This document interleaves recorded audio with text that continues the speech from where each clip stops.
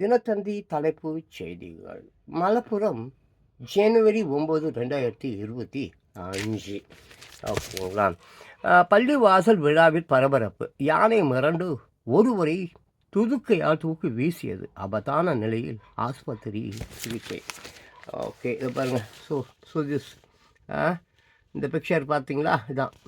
Okay, அடுத்தது என்னன்னு பார்த்தீங்கன்னாக்கா, லாரி மீது ஆட்டோ மோதி பள்ளி மாணவர்கள் 3 பேர் சாவு. ஆட்டோ டிரைவரும் உயிரிழந்த சோகம். எங்கன்னாக்கா ராஞ்சியில். அப்புறம் அதுக்கு அடுத்தது பார்த்தீங்கன்னாக்கா, லக்னோவில் அண்ணனிடம் பணம் பறிக்க கடத்தல் நாடகம் ஆடிய வாலிபர் மிரட்டல் கடிதத்தில் பிழையாக எழுதியதால் போலீஸில் சிக்கிறார். அப்புறம் பார்த்தீங்கன்னா, ராய்ப்பூர் உண்டு உறைவிட பள்ளியில் 17 வயது மாணவிக்கு குழந்தை பிறந்தது. அலட்சியமாக இருந்ததாக பெண் அதிகாரி பணியிடை நீக்கம். அதுக்கப்புறம் பார்த்தீங்கன்னா, தீப்பிடித்து எரிந்த வீட்டிற்குள் அயர்ந்து தூங்கி கொண்டிருந்த எஜமானார் குடும்பத்தை காப்பாற்றிய வளர்ப்பு நாய். பெங்களூரு. தீ விபத்தில் இருந்து தம்பதி 2 குழந்தைகளை காப்பாற்றிய வளர்ப்பு நாய் டெய்ஸி. வாவ், இது சூப்பருங்க. நீரே நல்லா இருக்குது இது விஷயம். திஸ் டாக் இதுதான் இது. ஓகே, ஆமாம். அப்புறம் பார்த்தீங்கன்னா என்ன இருக்குது நியூஸுங்க.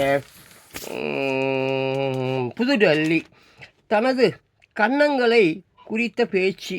ஜனதா தலைவரின் கருத்து அபத்தமானது. பிரியங்கா சாடல்.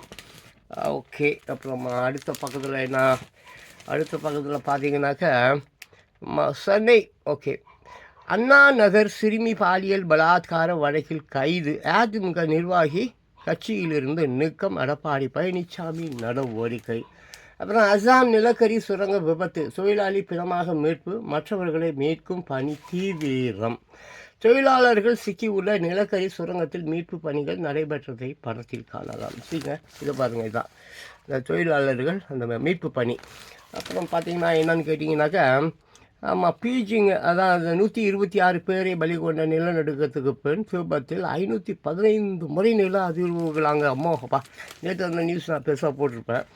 அப்புறம் டெல்லியில் அடர் பனி மூட்டத்தால் 200 விமானங்கள் தாமதம்.